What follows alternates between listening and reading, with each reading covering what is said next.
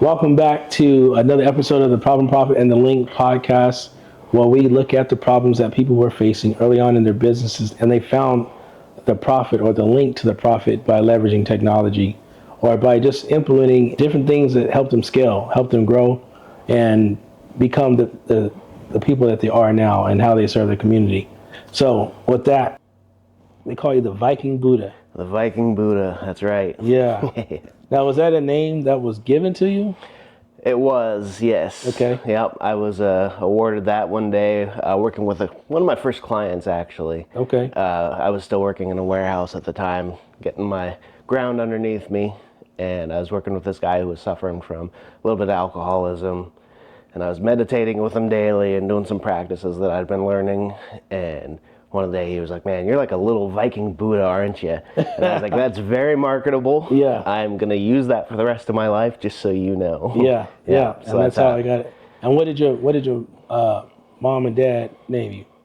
My mom and dad, Yeah. my legitimate name, Yeah. I am Levi Gann. Yeah, Yes. Levi Gann. Are you from around here? Yeah, born and raised in Puyallup, Washington. Born and raised in Puyallup. Yeah. Oh, you know, loyal to the soil. Oh yeah, I remember it was all farmlands. Yeah, I remember that. I remember because I grew up in South Seattle, so we would come out here to Puyallup, and we used to go out to Tanawax, the Lake Tanawax, not Yeah. that far away. Well, I'm saying not that far away now, but when we were kids, that was forever. I know, right? That was, I swear, that's Moved. yeah, and it seemed like we just grew into that. Yeah. So we're both out here in the South Sound area, so I'm not that far away. But nonetheless, I wanted to really talk to you about what it is you do, Yep. because I think and explaining what you do or talking about what you do is going to help everybody understand like the breadth of everything that you can do and what you do. This is your time to just kind of flow. I'm going to ask some questions about marketing, obviously, and how you do that from your lens and what does it look like. I know you have you had a very unique analog way of marketing your business. Yes. And we're going to say that for later because All it's right. genius, right? And, we want to talk about that because I believe that every bit of anything at some point was technology or high tech. So even like your gimmick at one point, how it was produced is high tech. So, and then how are you leveraging automation in your business and things like that? I know you recently just got on CRM and things like that. Yep. So we'll talk a little bit about that. Okay. And just I want to hear more about like your purpose, mission, what drives you in your business. How did you turn this into a business?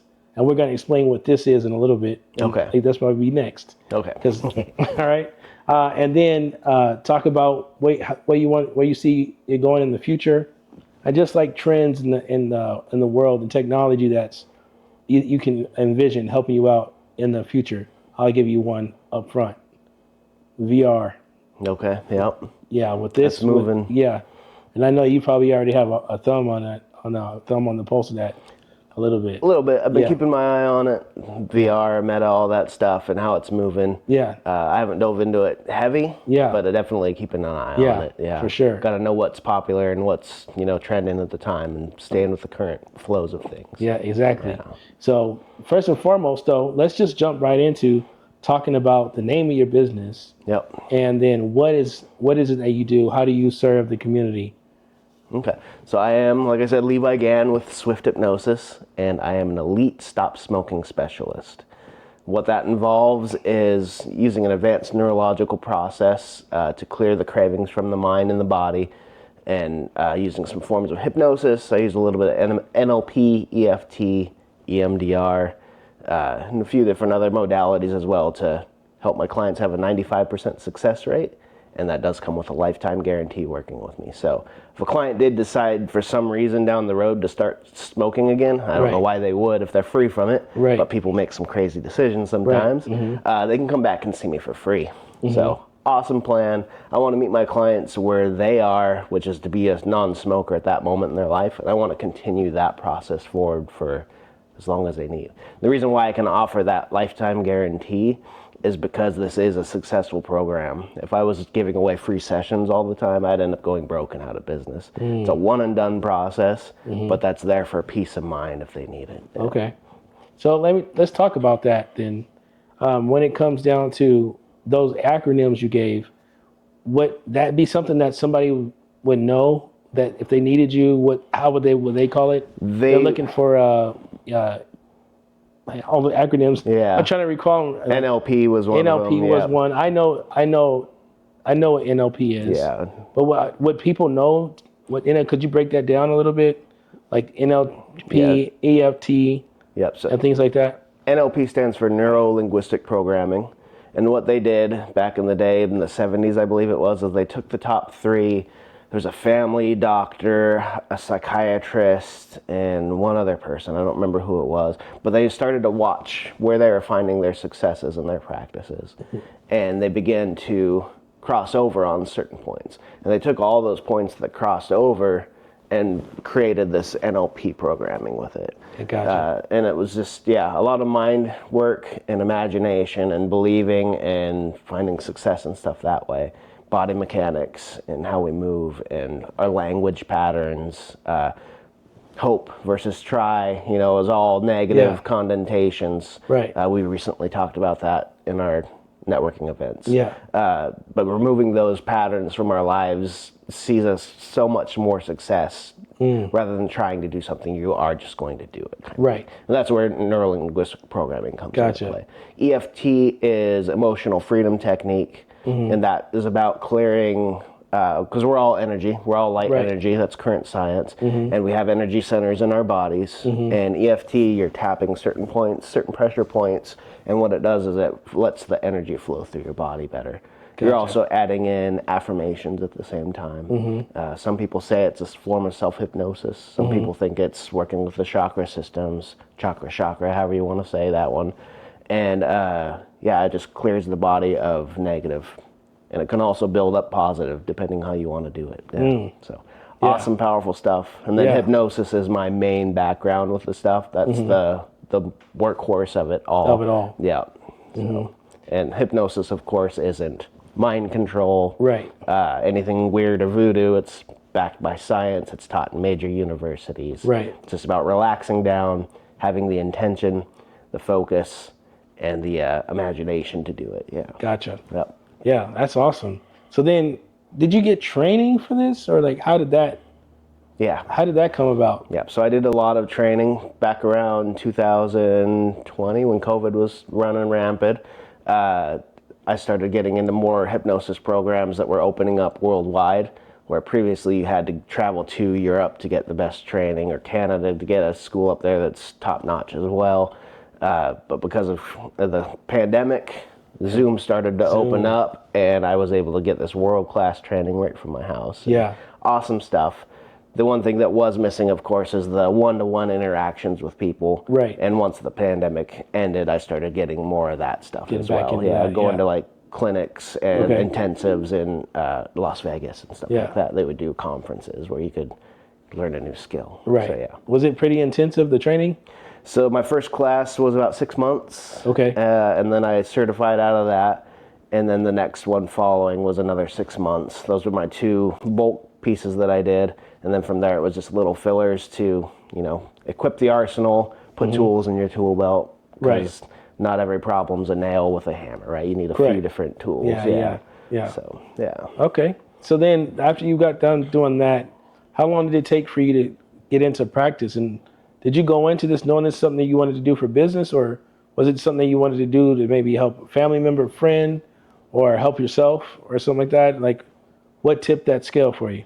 Okay, so it's an interesting question, and it kind of came about real randomly. I was working in a warehouse prior to doing this. I'd been there for about 21 years, and it was day in, day out, about 16-hour days of just lumping cases, right? Right. And then pandemic hit, and we started to get the stimulus funding, and I was like, I could keep working in this warehouse where I'm miserable, I'm not having fun, or I could put this money towards an education and have my chance to escape this life that I'm not having fun with. True. And I started kind of looking around the internet, seeing how I wanted to, use my money. And I stumbled on a guy that was doing street hypnosis, and it was fun, and people were smiling and laughing. And I was like, I could go out on the weekends, maybe head down to the Tacoma waterfront or something, and just make someone smile for 10 minutes, and maybe that'll bring me the joy that I'm looking for. Maybe that's my boost. Right. And I ate up his course. I started reading all these books on hypnosis. And I mean, I wasn't a big reader back in the day. It was work, play video games, go home, sleep kind of a thing. Right. And then this piece hit, and I was like, man, I kept consuming and was just falling in love with it. And I started to learn more of the educational, therapeutic side of hypnosis as well, and seeing how it can help people to stop smoking or release anxieties and depressions and help people with weight loss and stuff like that. It's like, that's really calling to me now, because I want to be able to help people, not just for 10 minutes, but change their lives. Right. So yeah, that's how it kind of spoke out to me. In the short version, short version. The long short version. Yeah. That's awesome, man. So eventually you started to do this, and it started to be, when did it become a business for you? Like, at what point did it start to become something that you felt like, oh, I can live on what I do here, or how, you know? And what was that like when you first got started? Yes, that journey was also interesting. I was at the warehouse practicing on the side. Yeah. And instantly I knew it was a moneymaker. I could fund myself with it. I could help people and provide at the same time, which is win-win in my opinion. Right. So I was going through the warehouse doing my side training, and I gave myself a year in 2021. I was like, a year from now, if I haven't made it, and I don't recommend doing this tactic. It's kind of wild card situation. Right. But I said, if I don't make it in a year, irregardless, I'm going to jump off this cliff and just be a full-time hypnotherapist. So I've got 1 year to make myself something special. Right. And that year passed, and I had 0 clients on the books. And I was like, well, here we are. I promised myself I was going to do something. Let's do it. And I walked into my office and, quit. And said, I'm a full-time hypnotherapist now. If you build it, they will come mentality. The universe has my back. I know this is meant to be. Right. And here I am today, 3 years later, still doing it. Yeah. Still doing it. House is nice and paid for, and lights are on. Everything's going good. But it can be scary at times. That's a terrifying thing to do, and it's terrifying. Well, we all know that. Yeah, I'm so glad you said that, because I'm experiencing that right now too. Yeah. I just jump and just know you're gonna get caught, right? Just having that faith, be like, I'm out. Yep. And I was explaining to somebody, one of my clients the other night, what it's like. It's like you're going through clouds and you don't see that last layer of that cloud, the very last little thin film, is everything that you were looking for. Yeah. And by the time you get it, you barely even have a chance to see it before it passes through you. Now you're into the next thing. Now you're waiting, going to the next cloud, and it's just like that on repeat. Absolutely. And I always say I like to hear it when people say that entrepreneurship not only works in you, it works on you. Like, being an entrepreneur, from being 21 years on the job, I know that was like a huge change. How you even process life, and how you even look at how you get the things you get in life, right? So what would be 5 words you would give yourself, like that would describe yourself before you were working in a job for 21 years and such? Like 5 words. 5 words. Comfortably miserable, contently boring. Yeah, I guess that's 4. That's 4. What's one? Tired. Tired. Yeah. Tired. Yeah. And so now you've been at this 2 and 3 years. Yeah. And then going on 3 years now, and they say most businesses after 3 to 5 years, if they're gonna make it or break it. So it sounds like you're gonna make it. It's happening. Yeah. And now that you're here, what are 5 words that you would give yourself now? Happy. Joyful. Yeah. Proud. Yeah. Proud's a big one. Yeah. Moving forward, I just feel growth mindset. There's the Yeah. And so that's where you're at now. Yeah. So this journey has been really good for you the whole time. Absolutely. Yeah. So it's been a blessing. Now, when you talk about who you help, I know you for helping smokers, right? And how you go about doing that. How do you market yourself? Do you remember how you got your first? Let me see. I'm gonna see. Do you remember how you got your 5th We're gonna stay on fives for a minute. Okay. You remember how you got your fifth client? My fifth client. So that would be, I think they found me on Google Maps. Google Maps. I think so, yeah, if I remember right. Yeah. Yeah. So really early on, you took to the internet to position yourself as a hypnotherapist. Yep. Right. Yep. And how long did it take for you to start picking up steam? What led up to that fifth client? Like some of the stories you can remember, the trials and errors and things that you did early on. So my first client was just word of mouth. An ex-girlfriend of mine, a friend of hers, wanted to quit smoking. So I said, yeah, come on in. And growth-wise, I started doing a lot of classes on SEO, internet, and how to build a website, make sure my website was, hitting that Google mark of, top 3, right? So I took a lot of those classes and read a lot of books on stuff like that. Is that answering your question? Okay. Yeah. And then from there, networking. I was day one networking. That was my number one thing I did. I took a month off of vacation from the warehouse and met up with Ignite U. And then from there, I quit my job after that month and was just in Ignite U. So that last month was that last year. The last month of that last year where you said it's do or die. Yeah. Yeah. So I took that vacation and I really started hammering in, making sure my stuff was tight, ready to go, because I knew it was happening. Right. Like there was no going back in my mind. Yeah. It was decision was made. burnt bridges. Yeah. And so then you started implementing those key factors, SEO. So you had a really strong online presence, or you had something working for you online, right? And then you went out and said, I'm going to go network, tell people about it, right? And you had those two things working in tandem. Now, did you have any kind of like groundswell of people that wanted to work with you? Or no, I wouldn't say a groundswell. Okay. It was a slow trickle in the beginnings, and it's starting to pick up more now, I would say. Right. I'm starting to see benefits to the fruits of the labor now. I'm still not quite where I would like to be, but I'm not going to complain also. You know, I'm getting people coming in. And, of course, there's ebbs and flows with the seasons and stuff like that. Yeah, of course. But yeah, seeing the networking and Google Maps has done wonders for me as well. Because of the reviews I've gotten, Google likes me. Gotcha. Yeah. Okay. So that's been a blessing in itself. And you're pretty niche too, right? I mean, when you get down to it, there's not like you don't find hypnotherapists on every quarter, Right.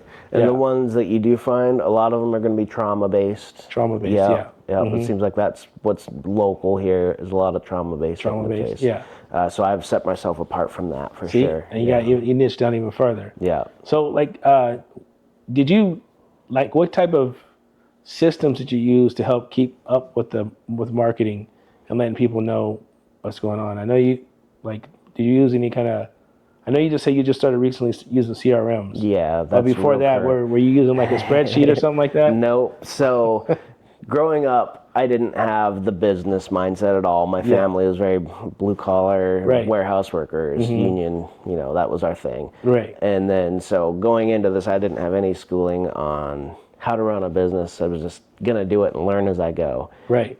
So I was using my calendar on my phone, and that's about it. That's how I kept everything square. I downloaded an app on my phone that was called Stride that helped me with, kind of managing when people came in and gave me money and stuff. Oh, you talking about Stripe? No, this was called Stride. I think I need to know. It was just kind of a way to manage money and stuff like that. I know Stripe as well, though. It was different. Yeah, I think I know what you're talking about. Yeah. Okay. So yeah, really caveman-esque in the beginning. And I've grown, like you said, I've been using a CRM now, which is a game changer. I have my thumb on the pulse of my client now, which is huge. Yeah. And automating more things. Oh, I did have MailChimp in the beginning as well to get my list up. Get your list up, Yeah. And I'm still in the process of merging those two. So let's talk about this, because I remember last week, I have office hours where we discuss the technical parts of the marketing, right? The technology stacks and the questions that people have about them. And last week we talked about the number one thing. Oh, was that? No, that was during Justin's office hours. We talked about that because he asked, "What is the number one thing a business could do for their business and automation?" And I said, "Get a list, right? Get tools that's going to help you automate collecting a list." And you said that you got that right off the bat. Yeah. You just knew, like, I need to create a contact list, a database of folks. Yeah. Yeah. And so thanks to the training I had, that was one of the major one of the main recommendations. things, right? Yeah. To start building your funnels is what they wanted to talk about. Yeah. And all the trigger stuff to get people flowing through your system. Right. Yep. Exactly. So, can you talk to that fact? Like, what would you attribute to? I don't know if that's the right way to say it, but what level of importance would you attribute having a contact list from the very beginning? Like, if you had to scale it on a 1 to 5, like 5 is you absolutely you have to have it, or 1 being you can do without it. Like, Right. I would say it's a 7 at least. 7. At least. Maybe 7. higher. Yeah. And I haven't utilized my list well probably yet. Yeah. But I have it. Right. And that's important because I know it's going to come into play eventually. Right. And the more you can get on the list, the bigger you're going to be able to reach people. Right. That's a major connection. Right. Yeah. Absolutely. 7 or 8. 7 to 8. Yeah. You took it above 5, a couple 3 or 4 notches above. Yeah. So I agree, and that's one of the main things I feel like brand new businesses miss is not having a list. You miss on having a list, you're gonna miss on having good business, and it's gonna do nothing but help you down the road. Yeah, even if you aren't using it right away. Even if you're not, start stacking those people. Yeah, yeah, because at the end of the day, Facebook is a multi-billion-dollar business, and all it is a list. Right. Remember, all it was a list of people that used to go to school with back in the day, and they understood that collecting that data is profit, right? Yeah. At the end of the day, we're going to do business with people we like, know, and trust. Yep. Right? And if you don't keep a list of those that like, know, and trust you, you have to start all over again. And you have to try to build that list up. Eventually, you're going to have to build a list. If you don't build a list, it's a huge miss. Yeah. Huge miss. So that's really cool. And then you were utilizing MailChimp back then. Did you do a lot of emailing, like outbound emailing, or did you just use it for? So I had an automated system with it where someone would enter the system and it would trigger a few things to help them stop smoking and help me communicate with them a little bit better. But it was probably caveman-esque again. I had it real basic. I didn't have anyone help me with it. I just kind of figured out how it worked. Right. But yeah, the idea was they would enter into this. It would tell them when their appointment was, how to see me, that kind of stuff. And then on the end of it, it might send out a review, I think, as well. Right. Yeah. Okay. Yeah, that's better than probably about 80% of the people out there that don't even have that going for themselves. And I try to stress that all the time, as that because what got me started in the Traffic Link is at some point in time, I was creating all these beautiful things. Right, beautiful videos, beautiful photos, graphics. I still do all that kind of stuff. Yeah. But I started. What really made me turn is that I was like, I don't know how to quantify the ROI on this, right? And when I figured out that the way to quantify the ROI is to keep up with the CRM, keep up with your contact list, and build out triggers that let me know where people are in their buying journey, right? And then I was like, oh, that's how you can tell if one thing works or another, right? And then I started to all put it together, and the Traffic Link came out of all that. Okay. Right. So I took all them soft skills, those, I won't say it's, you can call them soft skills, hard skills, I don't know, skills in the arts, put all those together, help people like yourself be able to put together packages so they can start to look good and function good with scalable at scale with results to prove it. So there were numbers and there was data. I can tell you where we're missing, right? And I started to hone that skill. That's how it all came to be. And I love the fact that you did a lot of this. So what I'm learning about you right now in real time is that you are a hard worker. You put a lot of work into the background of just getting the understanding, the schooling, and self-education. Yeah. Like you've done a lot of that kind of work.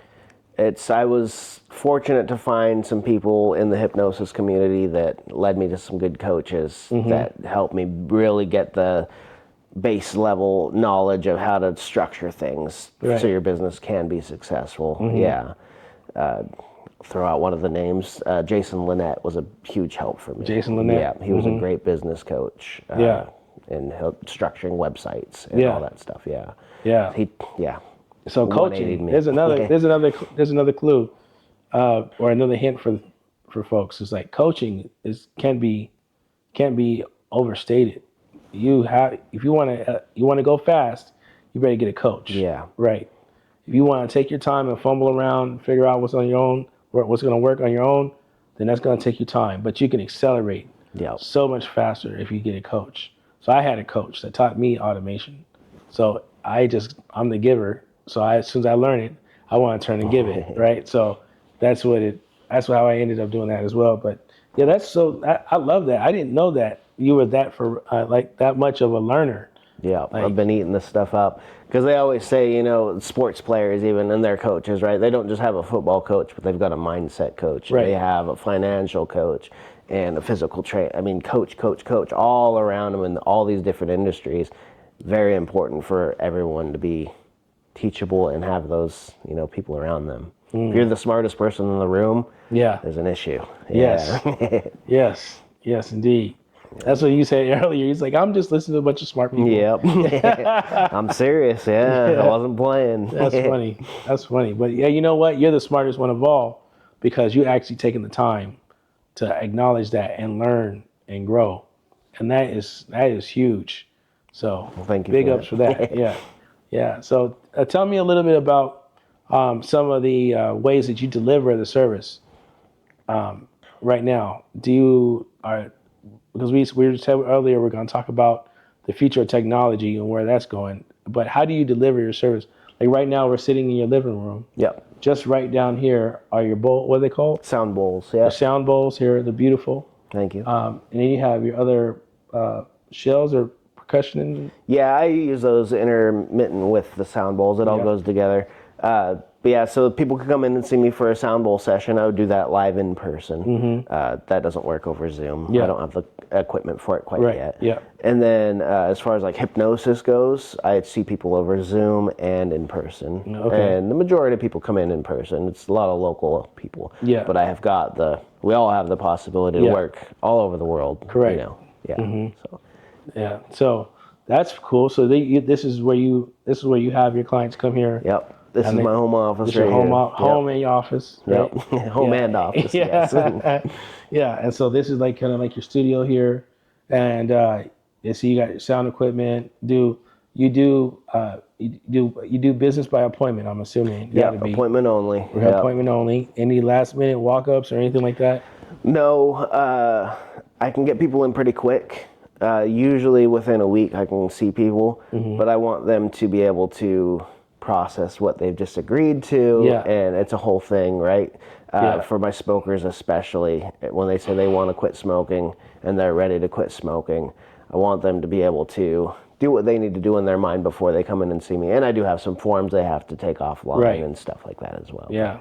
Do you have them watch any videos or stuff like that? When they come in, yes. There's an education piece that's about 45 minutes, I believe. Okay. Teaches them the hows, the whys, and the science, why this works so well, how to accept hypnosis suggestions. Okay. And teaches them about addiction versus habit. And tobacco, and they walk out thinking, that made a lot more sense to me than anything I've been taught in the past about addiction, tobacco, all that stuff. Because it's a multi-billion-dollar company that we're moving money from, right? Yeah. So they're doing everything that they possibly can to keep people locked in this habit. And they always said in school, the little warning label on the cigarette that says, "Warning, this is addictive." Yeah. The number one promotion for smokers. They love that was put on their labels because it locks people into that habit. Wow. Are you saying? Wait a minute. Are you saying that part of the reason why they're addicted is because they read that it was addictive? That's a huge piece to it. Yeah. What? It's one of the little pieces that they use. They're just as skilled at subterfuge and mixing things up as commercials. That's why they're always a little bit louder. They know what they're doing. They know how to market to people, and they will do everything in their power to trick, persuade, leverage. Yeah. Oh, I think we just crossed some dangerous territory. Because you said something that now got me tripping. Because you said people know how to market, and I'm in marketing technology, which means part of what I do is to support the marketing message. Yep. Right? I'm able to take your marketing message and marry that with technology to deliver it the way it needs to be delivered. Right? And you just said something to make that kind of tripped in my mind. Have you ever worked with businesses from that part of it for marketing? I haven't personally, no. Is that within your wheelhouse? I mean, Like it could be. what you know now? Yeah. Have you ever used that in your business? To ethically persuade someone to use a service. Yeah. Yeah. And that's how we say it, right? We Yeah. ethically persuade because it's in their highest interest to become Right. a non-smoker. Right. Sure. Little things here and there, and the way we language patterns and stuff like that. Nothing that would be considered a tragic Right. error of human ways or anything like that. Right. Nothing nefarious. But yeah, leveraging people to move on things and the way we say things. Like give me an example of, and I know one. Give me an example of things you do and in your everyday going about that may do, what did you call it? Ethically persuade. Yeah. Yeah. I mean, one of the things is just removing the tries and the hopes from things. Or if you want someone to do something and fail at it, go ahead and try and do that and get back to me. You know, that's something right there. Yeah. Right. You've already laid a little bit of a seed that it's going to fail. Right. Yeah. Is that technical, huh? Yeah. It's that nitty gritty. It can be. Yeah. One of my coaches, he told a story. He would go to this class, and he would walk past a music store, and there was a CD in the music store, and his trainer would do something. I don't remember what it was, but he was laying in these suggestions, and finally the trainer asked him, "So did you buy that music CD that's in the window?" And the guy goes, "Yeah, I bought it today. How did you know that?" And he's like, "I've been laying seeds in for you to buy that music CD for quite a while now." And it just finally all clicked together, I guess. That's a story they told. I didn't experience that myself, but that's one of the stories of how you can persuade people using this stuff. Wow. Yeah. Man. But hypnosis is not mind control. Yeah. But hypnosis is not my... I want to make that clear. But It's all hypnosis is agreed not upon mind state. He control. wanted the CD, obviously, right? Yeah. And he was just having that, should I get it or should I not moment. Yeah. And it all clicked for him, I'm assuming. Yeah. But yeah, I couldn't say to you, you're going to start lifting weights today immediately. I don't know if you do or not. Right. And you're going to start now, and you're going to walk out of this house and do it. That's not how it works. It doesn't work like that. No, it doesn't work like that. It only has to align with something I slightly even believe. Yes. Right. Yeah. If it ever crosses anything that you would consider ethically immoral or doesn't fit with who you are as a person, you're not going to find persuasion like that working. Yeah. I gotcha. Yeah. So what one of your patients tell you that's not ethically aligned with their life? If you say something that might be like off kilter, would you know right away? Yeah, okay, so here's a good example. I was going through the schooling for hypnosis and using training buddies and stuff like that, and they were all amateur hypnotists at the time. And, you'd close your eyes and you'd let them do their thing. And sometimes the amateur hypnotist would say something weird that you didn't agree with. And I would just, no, that didn't sound right. Here's what you should have said instead. And then you go back into your trance and let them do more. But you hear every single thing that's happening during hypnosis. Oh, I see. Yeah. So you still have editability. Yeah. But you're trained, though. Everyone has editability below. Everybody has editability. Yep. Yeah, 100%. They say whenever we go under anesthesia, even for surgeries or such, there's something always listening. That's why doctors had to stop saying we're losing him, because there's always that part of the brain that's listening. It's going to always be listening and responding. Yeah. Right. So yeah, no funny suggestions can be snuck in on you. Yeah. They can't not be? So you're telling me that the people at the fair are faking? No, I'm not telling you they're faking. I'm telling you when they stepped up on that stage, they agreed to put on a show for people, whether consciously or unconsciously. And that's why you see... contract. Okay. Yeah, just by them stepping up onto that stage, they've agreed, hey, we're about to put on a show, right? Gotcha. I've got this audience looking at me, something's about to go down. Right. And then they wouldn't do anything that they wouldn't want to not do on stage. Yeah. You're not going to see someone take all their clothes off because they didn't, you know. What if there was somebody that's what they like to do? But if they liked it, they would be more likely, prone to do that. But if it was a nudist or someone like that, there's a very high chance they might do it. Yeah. So you got to be careful with your suggestions as well. Yeah. And then they say, 2 drinks from some alcoholic beverage, and they'd probably act the same way at a party at a house. Yeah. Gotcha. Yeah. But you'll see that hypnotist sending people back to their seats too. Right. Because he's looking for the extroverts, the people that want to put on the show. Yeah. Okay. So I showed you that finger trick, right? Yeah.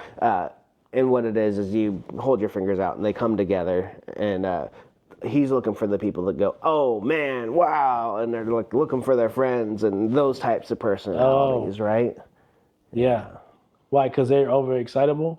Overexcitable, extroverted, putting out the emotions. Right. They're going to be a good performer. Oh, okay, I gotcha. But there is science behind it too. I don't remember the full thing, but it creates a PGO spike in the brain when he snaps his finger and says sleep. Obviously, you're not going to sleep. You're going into a focus state where you hear everything. But it's very similar to a car crashes and people are hurt. And that one person says, you call 911, you get it, and starts giving these orders. Right. It's the first thing the brain registers after that impact, and they just do it instantly. It's called a PGO spike. I couldn't tell you what it stands for. Google it if you would like. But yeah, no, there is science behind it. All right. Yeah. All right. Yeah. So that's interesting because I know that's one thing people always think about when they think about hypnosis is that stage performer. Yeah. Yeah. That is the first thing everyone goes Everybody's got to think about that. Yeah. Especially if you grew up out here in the Northwest. Yeah. And there was always that stage hypnotist at the Puyallup Fair every year. Yep. Matter of fact, he might be there now. Because the fair, I think, opened today. It did open today? Yeah, Okay. yeah, the spring fair. Oh, okay, Yeah, so, but yeah, that's interesting. And I know one time we had a small conversation at Ignite You where we were sitting at the table together, and I asked you about have people in business come to you for hypnosis for around success or developing professional habits that are going to be beneficial to their career. And then you said that they had. Yeah, absolutely. Can you talk about that a little bit? Yeah, so business enhancements, it's about clearing out some of the blocks that people might be having and building up self-esteem, self-confidence, self-worth, and finding all the things what are going to boost profits, better health, better mindset. It's kind of where it is. There's business hypnotists, there's sports performance hypnotists, pretty much whatever you want to increase. Absolutely, hypnosis is a great thing for it. But it all boils down to self-confidence and self-worth at the core belief of everything. Yeah. Even with my smokers and anxiety and stuff like that, it's self-confidence and self-worth. Where you're turning it up, bringing it down, clearing blockages. It's all very similar, just what you want to angle it at. Gotcha. Yeah. And you're just ready for all that. Yep. Yeah. So I've got those 2 core trainings with the certs, and then all the little intensives I've done. I've got my tool belt ready for whatever comes my way. And if I don't, and it's not the right fit, of course I would let people know it's not going to happen with me, but I might know someone that can help with that. Right. Gotcha. Yeah.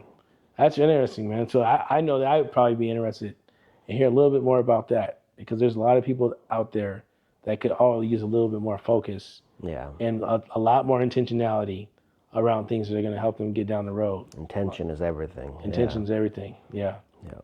So now tell me a little bit more about where you see this practice going in the future? Yeah. So I've got a goal to hit 10,000 smokers helped. Okay. That's my initial goal. And if I was doing that, I would feel very fulfilled and happy. Yeah. I don't see myself ever going bigger than just me. I want to keep it to be personal. I want it to be me. This business is me. I want it to show my light to the world, kind of a thing. Gotcha. So small business practice, solo. Maybe I'll get an office one day. I'm not sure on that yet. Trying to find office space is crazy. Yeah. Yeah. So this has been working. Bringing people into my home, I think it gives a little bit of a connection there as well. Right. But yeah, it's interesting bringing people into your home as well. Yeah. Yeah. Because you kind of need that space, and you don't know who everybody's coming from. Yeah. There has to be some lead-ins and get to know me first. Yeah. Before I say, okay, yeah, come over for a session. Yeah. Yeah. So that's been an interesting thing to experience. So far, everyone's been very courteous, and I haven't had any issues. Yeah. But yeah, so that's kind of where I want my practice to end up, is just me doing my thing, helping as many smokers as I can. I don't have a crazy, here I am and this is where I want to be, Right. And it be a whole different thing. I just like the way I'm doing it right now, and as I get more clients, awesome. Yeah. Yeah.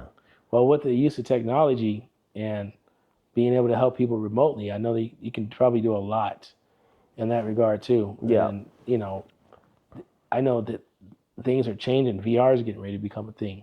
Yeah. And now, I should say it's getting ready to become a thing. It is a thing. It is a thing. And people are already using all sorts of, taking all sorts of applications to VR, or using VR in all sorts of ways.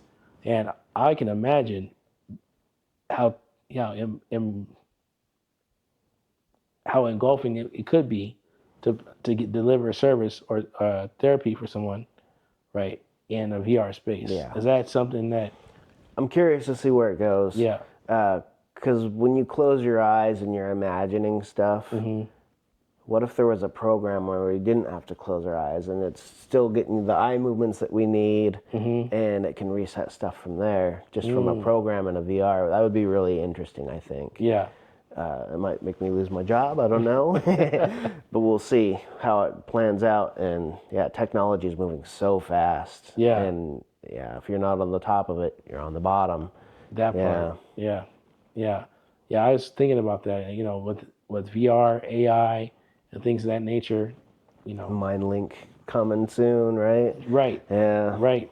And then after that, I can imagine you wanting to take a pivot, or at least get in front of it, and becoming it'll be interesting. Authority. That Mind Link technology, that could really be a game changer for all mental health, it sounds like. I haven't dug too much into it because it still seems so sci-fi and futuristic and out of our range right now. Right. Yeah. But have they installed it on someone yet? I don't know. I don't know very much about MindLink at all. You don't? No. Okay. And that's of course Elon Musk's technology, where it plugs in your head and starts to do things for you. He went ultra sci-fi. Yeah. And he said, I saw an interview with him, they asked if he would install it first, and he's like, nope.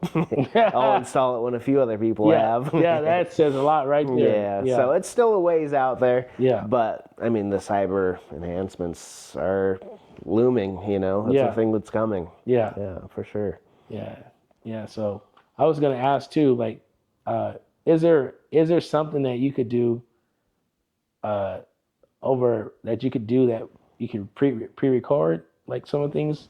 Yeah, so people do have hypnosis audios. It's nothing I've dove into yet, but it's something I'm interested in. Yeah. Being able to send someone anxiety relief or anything like that, right? Yeah. There's a few smoking ones out there as well. Would you do it like individually for each client, or would you do it in bulk so multiple people can just... If I was going to do it, I'd do it bulk. Yeah. Yeah. I don't record my sessions for solo clients. Gotcha. Yeah, but putting out, hey, just spitballing here, here's a smoking intro if you're interested in quitting smoking. Right. And maybe it leads to a discount on Yeah. something like Something that. like that, Yeah. those are definitely options. Yeah, I can definitely see something like that. Yeah. And giving them a piece to see what it's like, and then Yeah, just so they have that beforehand experience, or something like that. But now, and what you do, is it more? It's more auditory than it is visual. Like people benefit more from listening than they do from seeing. No, I wouldn't say that. Okay. So I think visual, audio, and kinesthetic are all super important aspects of it. Okay. Yeah, and because we need to be visualizing even when our eyes are closed, you know, certain things. And then the audio, of course, language patterns and stuff to help people relax down is a big part of it for sure. Right. Yeah, I think it all plays its own piece. Plays its own piece. Yeah. And everyone experiences different language patterns and how it affects them. Some people want to hear things more in that tone, and some people want look at that kind of a feeling to it, you know. Some people want even the smell. Right. I'm not a smell guy, so I don't get it. Right. But I was taught, you know, make sure you bring in smells, make sure you bring in temperatures on the skins because people want to feel things. Right. Yeah. Right. Okay. So it's all playing, depending on who you are. Yeah. Wow. That's awesome, man. So super cool stuff. That is some super cool stuff. No, for real, it is. Man, so you do all that. I didn't know. Yeah. I didn't know you ran this deep. This water's deep. And I think it's super important as well, because we all should be working out and exercising our physical body. Right. I think that there should be a mental routine that people are doing pretty regularly as well.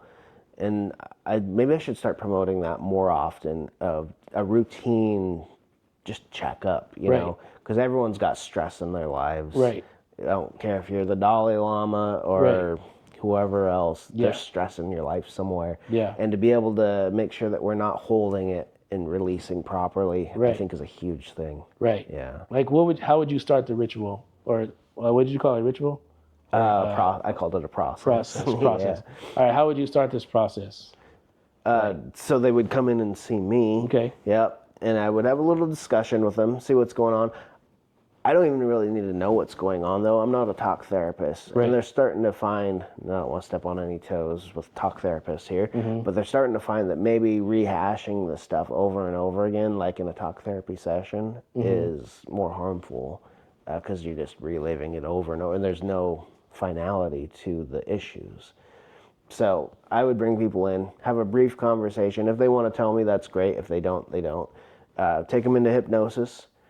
And we have I'll give you a little diagram here. We have a left logical mind and a right emotional mind. Okay. And in between that sits our amygdala, right? Okay. And the whole idea of the amygdala is to be scanning the environment for how to keep us safe, well, and protected. Gotcha. Fight, flight, or freeze, right? Right. So that's in the middle, fight, flight, or freeze, and it's scanning the environment, fight, flight, freeze, fight, flight, freeze, fight, flight, freeze. And then when it finds something to interact with, it pops open, scans how to handle it, and ideally, it would close back down and start scanning again. But what happens is every time that there's a issue, your logical mind, left logical, is always going to beat your emotional mind. Sorry, I got it backwards. Yeah. Your right emotional is always going to beat logical.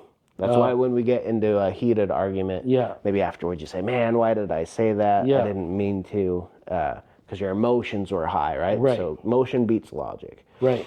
As this thing pops open, we start to get more things affecting it. So say business stress, money stress, I don't know what to do, where I'm growing, all that kind of stuff. And this thing starts to get crammed up and not closing down properly. And then we're just triggered, we're frazzled. What we can do with hypnosis is start easing out some of these pressure points. Okay. And then get it back to functioning properly, where it can start scanning the environment again, fight, flight, freeze, working like it's supposed to. I gotcha. Yeah. So, wow, that's a deep physiological explanation. Like that's actual physical stuff that's happening. Yeah. Because the body, the brain, does kind of move like that, right? It's our caveman reptilian brain. It's all working towards it. And all that stuff. Yep. Wow, that was good. Yeah, it that can was go good. deep. Yeah, that's good. That's really good, man. So, yeah, I really wanted to, if you don't mind, do you mind if you show me how the bowls work? Let's do the bowls, yeah. All right. Let's go ahead and say it over here and show me how this works. This is my crystal singing bowl set up. It's based on the 7 chakra system. So this is the root chakra here. The root chakra is in your growing. Chakras are energy systems in the body, and they go up your spine. So this is the root chakra right here. It's all based on frequency.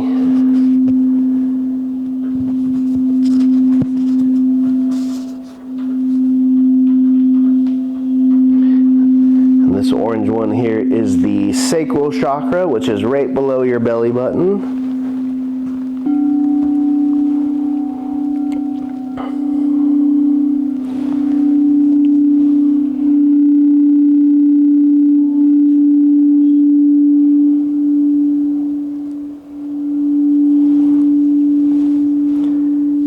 The solar plexus yellow here.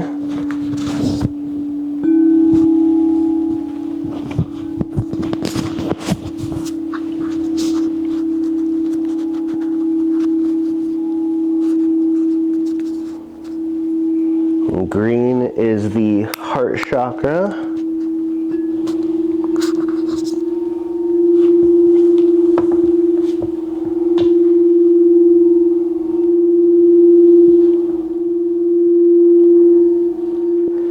Blue here is the throat chakra.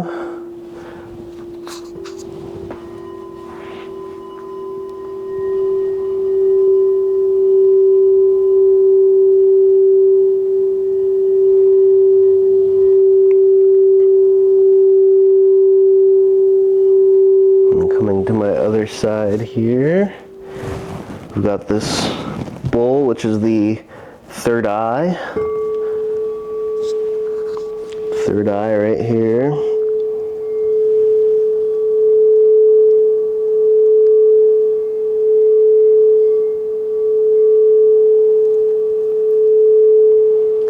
And finally, this last bowl is your crown chakra.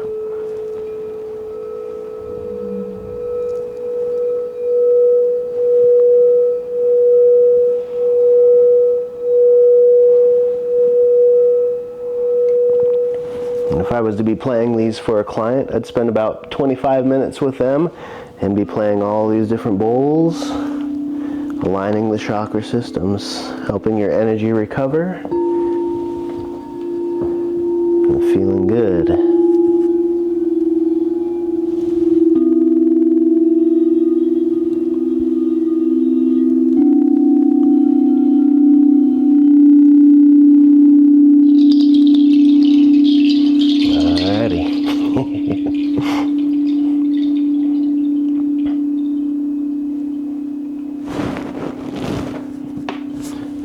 Cool. Big round of applause. Yeah, there it is. That was amazing, bro. Yeah, they're super relaxing. I love these two together because it gets that real whoa, whoa, whoa, whoa, whoa feeling to it. And yeah, I mean, it trances people out fast. Really? Yeah. That's awesome. Super so this fun. this is it, man. This is awesome. Well, all right. Well, since you're sitting here, you're the man of the hour. How do people reach you? How do people get in touch with you? Tell them what the next step's going to be. I'm sure that somebody's watching this going to want to reach out to you. Yeah, so the best way to get in contact with me is going to www.swifthypnosis.net. And of course, you can find me on Facebook, facebook.com/swifthypnosis. You can email me at swifthypnosis@gmail.com. I'm doing lives on Facebook as well every Sunday, ideally every Sunday. So you can tune into that too and comment and talk with me there. Yeah, that's the main spots. Instagram, facebook.com, and my website. Yep. All that Swift Hypnosis. Hypnosis, yep. Swift Hypnosis, and that website's .net. .net. Yep. All right. Well, thank you very much, sir. Awesome. And any last words you would like to share with the folks that are watching? Anything you want to wrap up with? Put intention in everything you do and watch your language patterns. Pay attention to the words you're using about yourself, around yourself, and who you're interacting with, and dream big. I love it. Once again, this is Xavier, the Traffic Link, and I am out.